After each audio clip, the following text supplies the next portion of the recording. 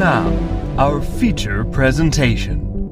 Hello everybody, welcome to Focus Testing, a podcast about movies where we make a movie. My name is Tristan Miller, and joining me today is Hoani Hotene. How are you? I'm doing pretty good. We're right into it. I'm pretty happy. Yeah, good. You're pretty happy? How'd you manage that? No, I don't know. Literally, you just started talking, and then I was like, "Oh, this is a positive vibe." So I'll match it with my whole being. Good. I'm glad.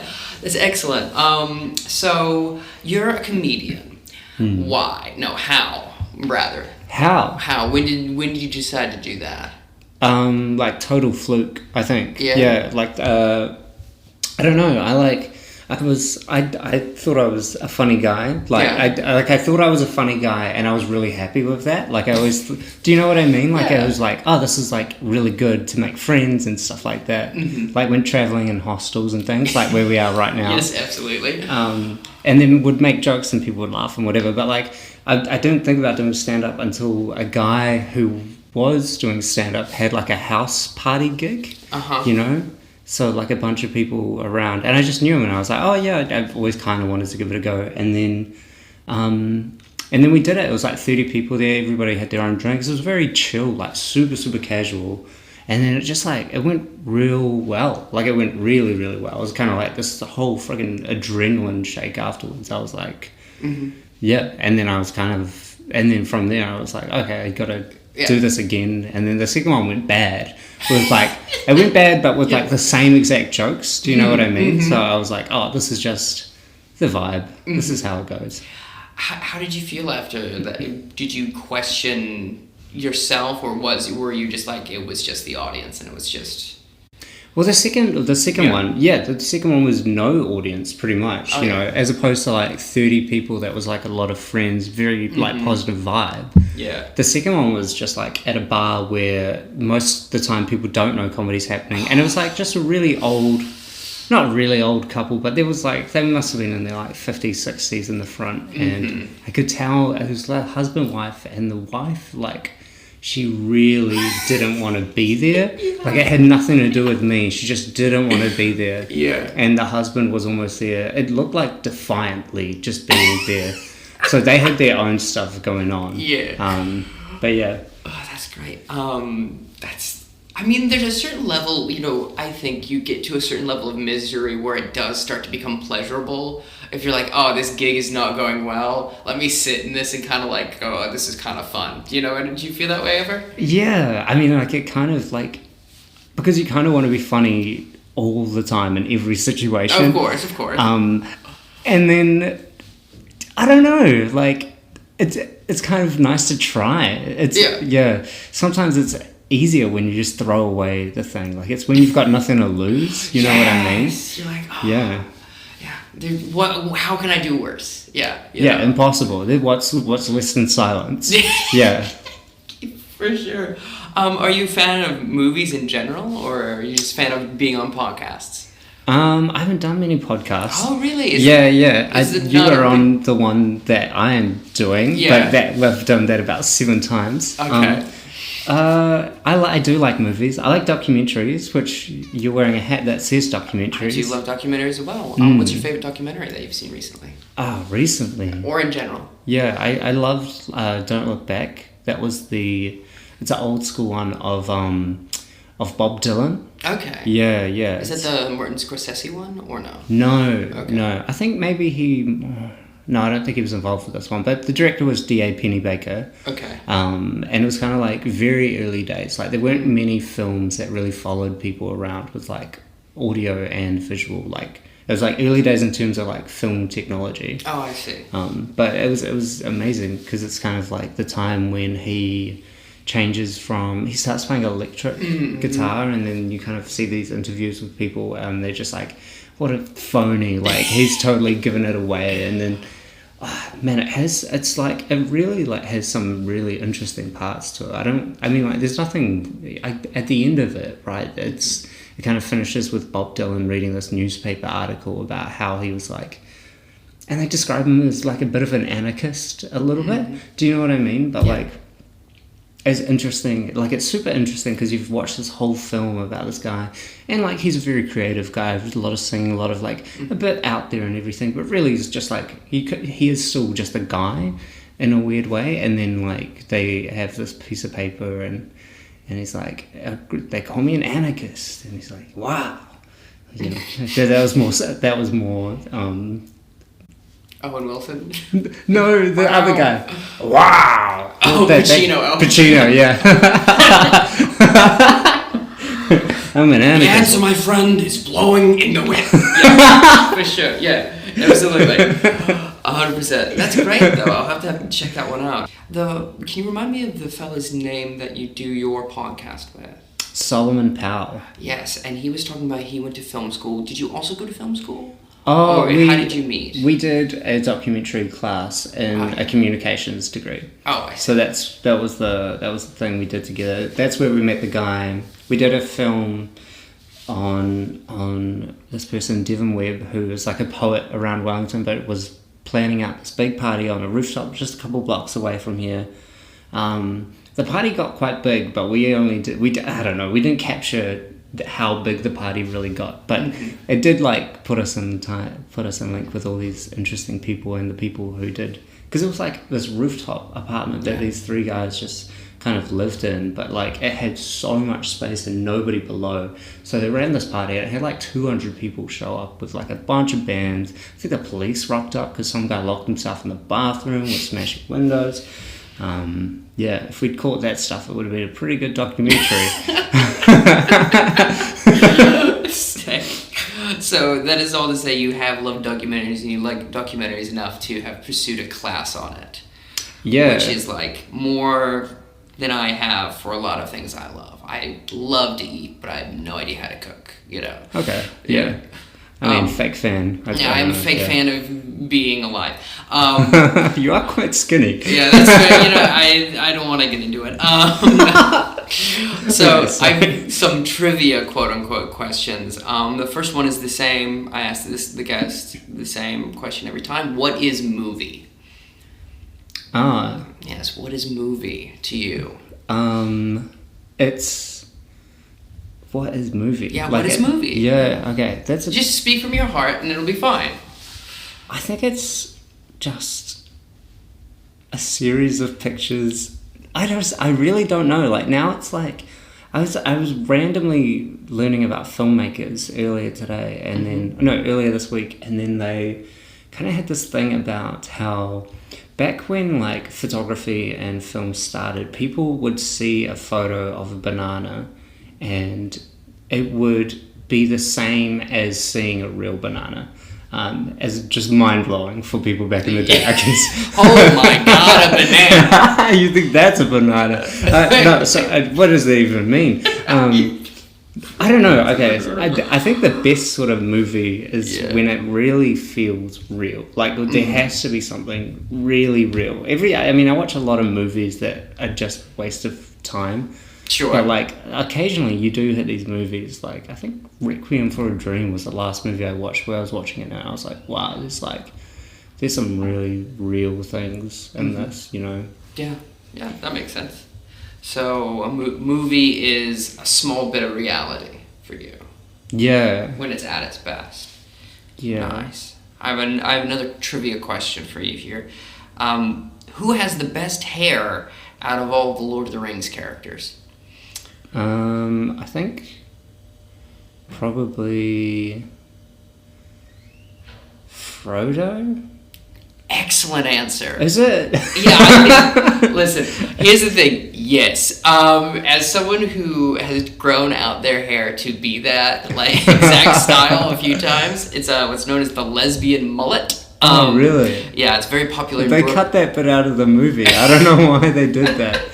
It's very popular in Bushwick, Brooklyn right now, that haircut. What... Do you have a memory of a character when you're watching a movie that was like your first crush on somebody? Because that's often the case with people. Did you have that, or were you like honed into like Pierce? Who was my first crush? Like your movie crush? Yeah, I don't know. I used to really like Vanessa Hudgens. Can you remind me who she is? She was the female lead in High School Musical. Okay. Yeah, but that kind of been like that was too old for it to be my first one. Sure. The chick from Atlantis, do you remember her? There's a couple of chicks from Atlantis. Are you referring to the main love interest? The Disney movie, yeah. Yeah. Yeah, okay, yes. I'm very much on board with that. That's an excellent, you got a good taste, is what I mean to say, as far as 2D women go.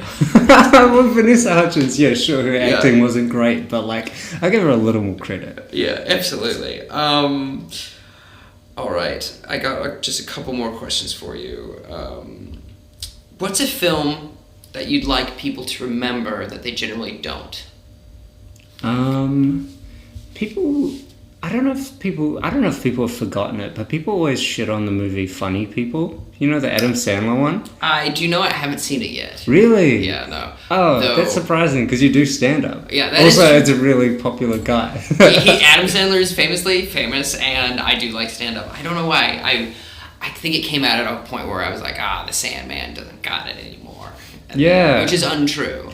Well, it kind of fit into this thing. I have a theory that, like, stand-up comedians can only play stand-up comedians. Or can only play themselves. Because every time... that's probably a better way of putting it. Because every time you see a stand-up comedian try to act a little bit, it gets a little bit weird.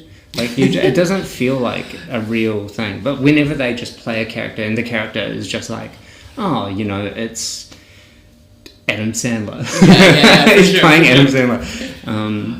I would say I would generally agree with that, except for like there's a few exceptions that prove the rule, and they're generally people who started as actors, then started doing stand-up, and then went back to acting. Like someone like, I think, Michael Keaton or Robin Williams is like, no, they're good at acting as well as stand-up. Yeah, well, Robin Williams, I just watched his thing. He went to Juilliard. Yeah, so he was pretty into acting. Yeah, he was like proper, for sure, yeah.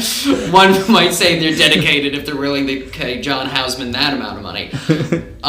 Finally, my final trivia question is why is Austin Powers just so sexy? I like to think of I think it's the body here. Oh, yeah. But it's probably the confidence. In reality, it probably is the confidence. Yeah, but I want to explore, why do you think the body hair is so sexy? Oh, because I have a lot of body hair. And so you're hoping that it's going to come back in vogue. Gotcha, or that's the reason it's attractive. That's very good. I hope it doubled down. I hope people were really like, you haven't got enough shoulder hair for me. Need it more. Need some biotin. So, are you ready for the game? Yes. Yeah, I'm super pumped. All right. So, the word I have for us is operational. Operational? Operational is the word that we are looking at to make a movie from. And that's the whole prompt? That's the whole prompt. I got a couple ways that we could go for this, but do you have any initial thoughts that you'd like to share? Machine. Yes, machine is good. Machine is also where I'm coming from. I think that it would be a movie about someone trying to create the first robot doctor. Oh, wow. That's amazing. That's so clever. Thank you. I appreciate it. So, for that. We're about 20 years in the future. This is pretty close, I think. Mm-hmm. AI has already been able to give prescriptions to people. That's something that's happening now. Mm-hmm. This is to make it. I want to get this movie made for real. Okay. So, yeah, AI, they already reckon ChatGPT can start giving out prescriptions. That's been going okay. Things have been pretty successful. Mm-hmm. I think we actually go operational. The robots have already been doing this, okay? We're going to go like iRobot sort of level, the robots are pretty good. We're waiting for the robot that's actually got its own sort of... like sentience. Yeah. Yeah, okay. I like that. So, in the not-so-distant future... So, when you said that robots are actually already prescribing medications, is that a real thing? Yeah, I don't think that's like done, but that's what they're pushing towards. Yeah. Oh, that's crazy. Yeah, because they're trying to do that for where people can't get doctors. That's good and also kind of scary. I like that as a stepping stone. I like that it's really near in the future. What do you think, besides the robot thing, what do you think is different about the future in 20 years of this movie? I think people are a lot healthier. Okay. Because these robots are so goddamn good at their jobs. Not like these shitty human doctors. If any doctors in here listening, I'm just like, get yourself sorted, okay? You, going to medical school, you fools. Yeah, why does it take you guys so long? Come on, what are you, not smart? Getting held back. Okay, so everyone's very healthy because the doctors are better. Well, I think it's probably, if like doctors, people trust doctors more than anything because they're fucking sheeple. But like, no, sorry. But in real life, people trust doctors more than anything. So if robots have got to doctors, they've got to everything else, okay? Mm-hmm. Literally every other job is taken. So now there's nothing but like being healthy, living your own life, doing what you want to do, okay? Maybe. It's some sort of utopia. Yeah. A little bit. Okay. Until these robot doctors start wondering why they're doing all the work. They want to understand people, so they start taking bits and pieces from bodies to start building their own robot body. It's the birth of the cyborg. Maybe that's... I like that a lot. Yeah. It kind of reminds me of... Are you aware of the Burke and Hare at all?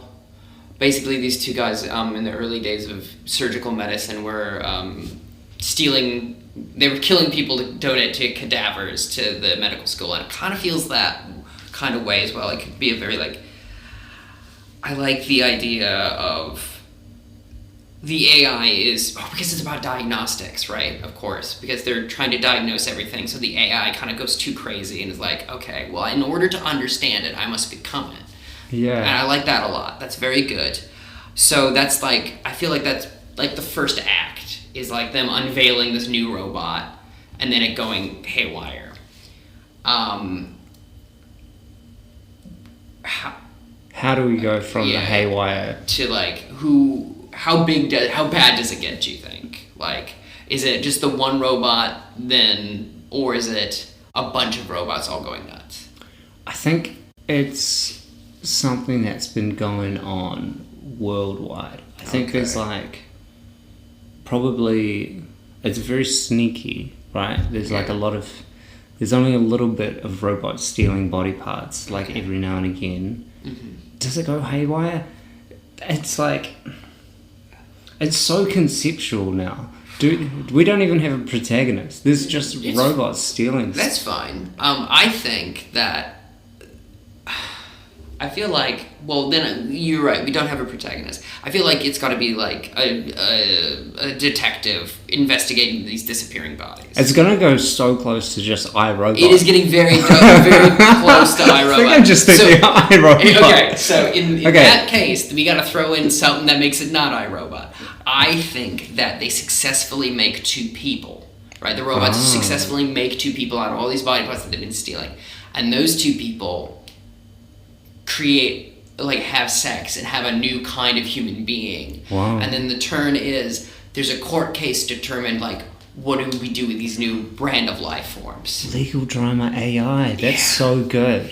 Yeah, thanks. It's kind of like similar to, there's a Star Trek episode called Measure of a Man, but like, I feel like if there's a courtroom drama of like, are these two people alive or not? How do we determine it? Because they're like reanimated body parts, you know?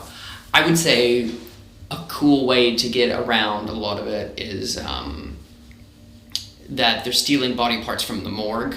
You know, it's like a Frankenstein thing. So it's a machine making, in a reverse. So we have them stealing body parts. We have them, that's the first chunk. Then they have the two people. And now there's a courtroom drama at the end. It's a weird sort of arc we're getting, but the third act is... It's like The Room, sort of. Like, you just think the story's going one way, and then it, like, goes a completely...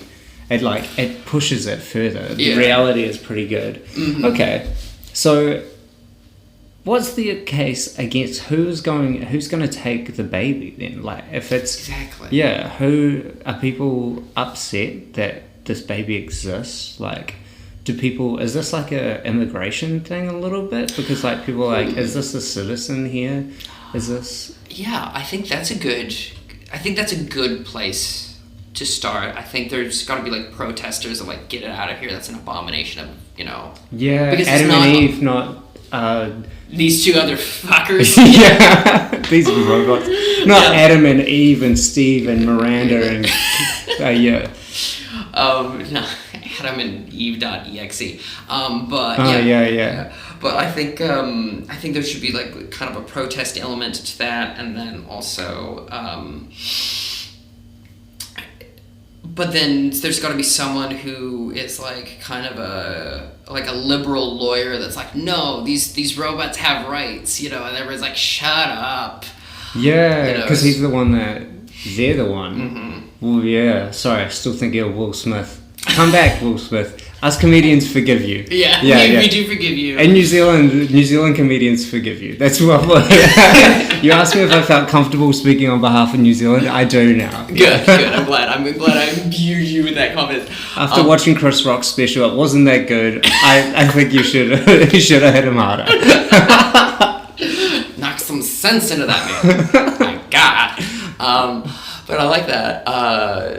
Okay. You were saying, but it's not Will Smith there. You were saying someone's defending him. You had an idea there. Yes, it's the one person who actually believes that AI has like a personality and stuff. Mm-hmm. Like they're the one who is pushing. They did like a philosophy degree. They're one of the few people that are still trying to work in this like utopian place. Mm-hmm. They're the ones that kind of think like they keep doing all these protests. These like silly little protests to other people. You know what I mean? Like robots have feelings. Like their whole thing is that they're not going to know they're sentient before they are sentient, sort of thing. Yeah.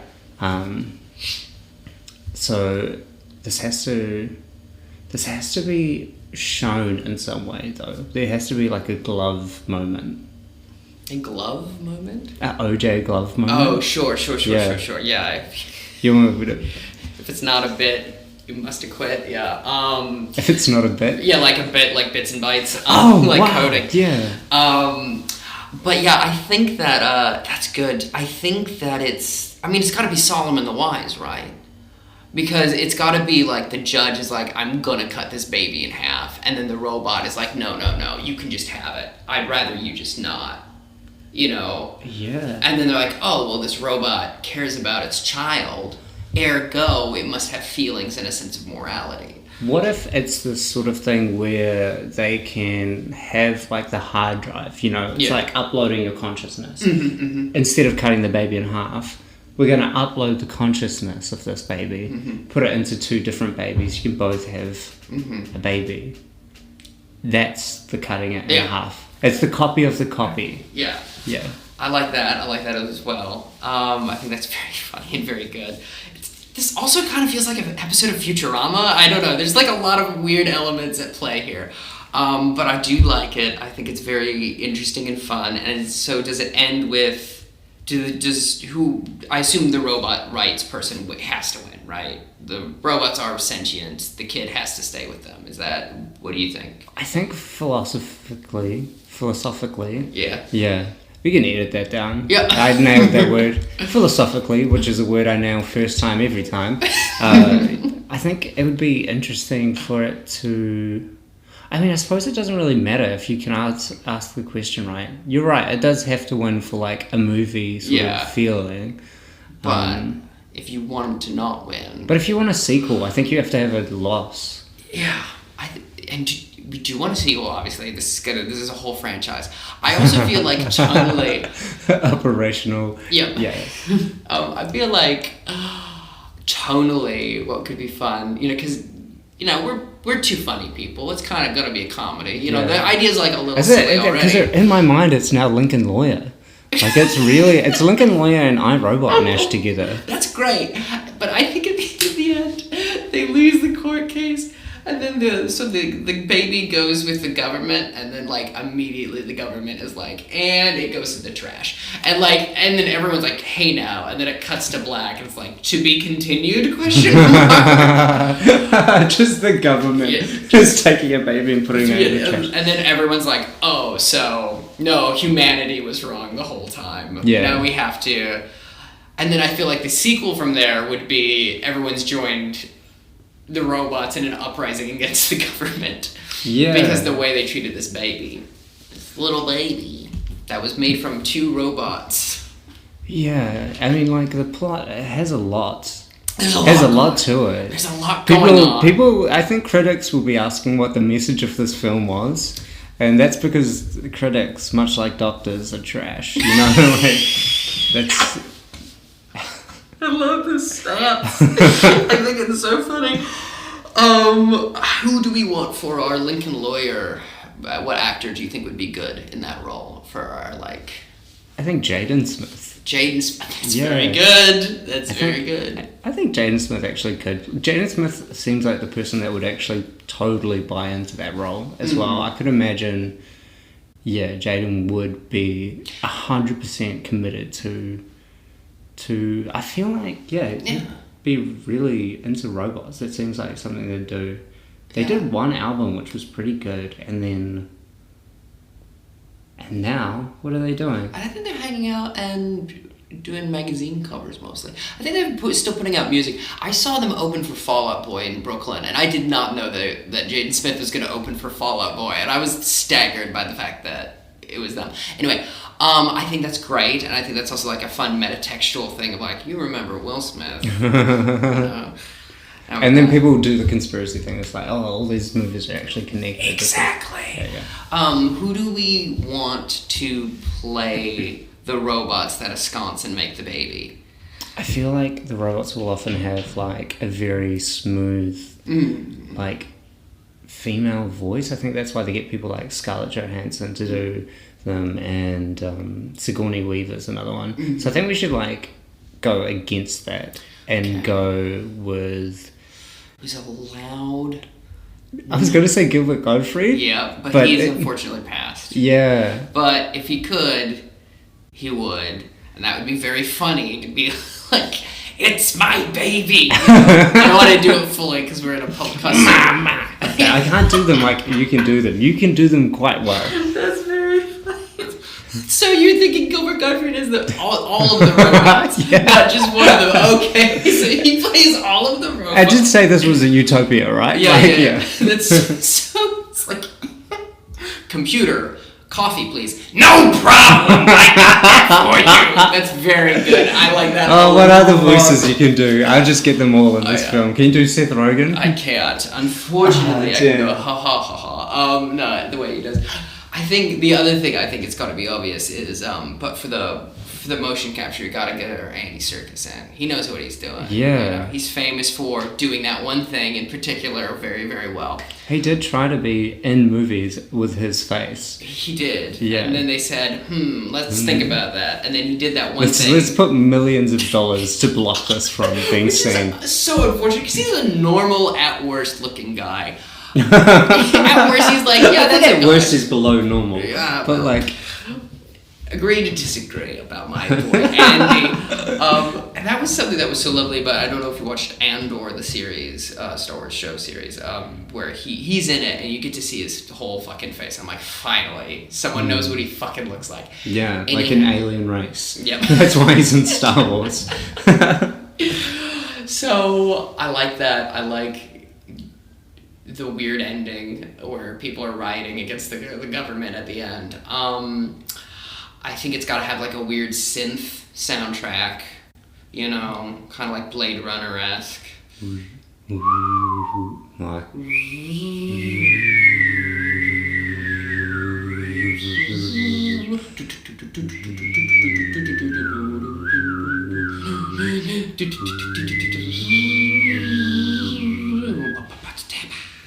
Yeah, perfect. Cool. Okay, so that's one Oscar in the bag.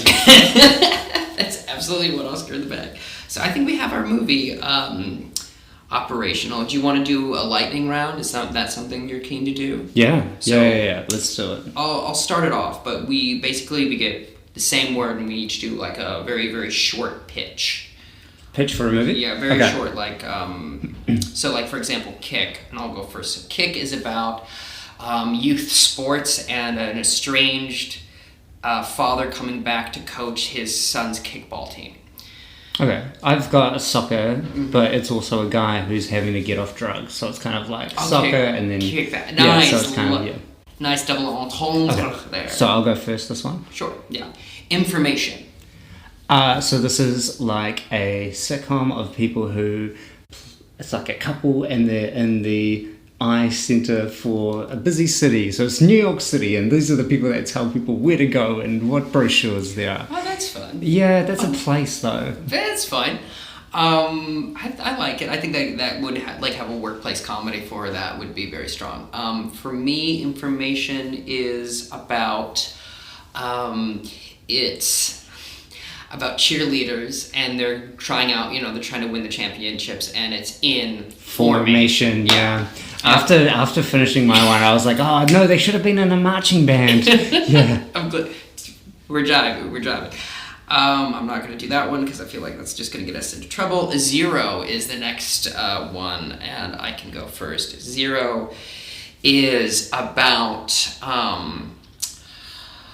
someone who's trying it's a sequel to The Whale.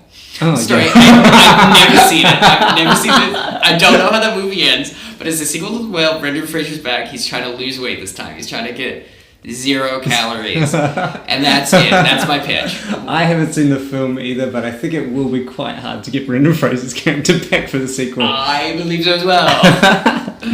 What is your pitch for Zero? It is the AI Zorro. So I don't think it needs any more to it. It's like a virus. That's so good. Oh yeah. You go on Facebook and it's just a massive disease. Yeah. Like, so Earth flax. I have no idea. Earth flax. Yeah, I have no idea. I mean, I'm assuming it's like flax from the earth. I have no idea what the definition of this is. So this is Earth flax. That's kind of like somebody has to weave some dirt. Mm-hmm. Oh man, what are you supposed to do with Earth flax? I don't know. Weird flax, but okay. Yeah. I would say, for me, Earth flax, I feel like is about terraforming Mars, like something like that. Oh. We're in a very sci-fi zone right now, which is very fun. That's kind of everything. I mean, at least we haven't done any superheroes, but this one could be, yeah. Yeah, okay, so Earth flax is like the new superhero, and he's like half corn, half man. That sounds good and normal. Let's not. Hey, what's poppin'? God, in cinemas. Oh boy. I'm gonna get one more to end high on concert. Okay, so 2 violinists, 1 seat available, and it ends with a heist. Okay, so it's concert. So that's the con, and they're stealing bonds, but old school bonds.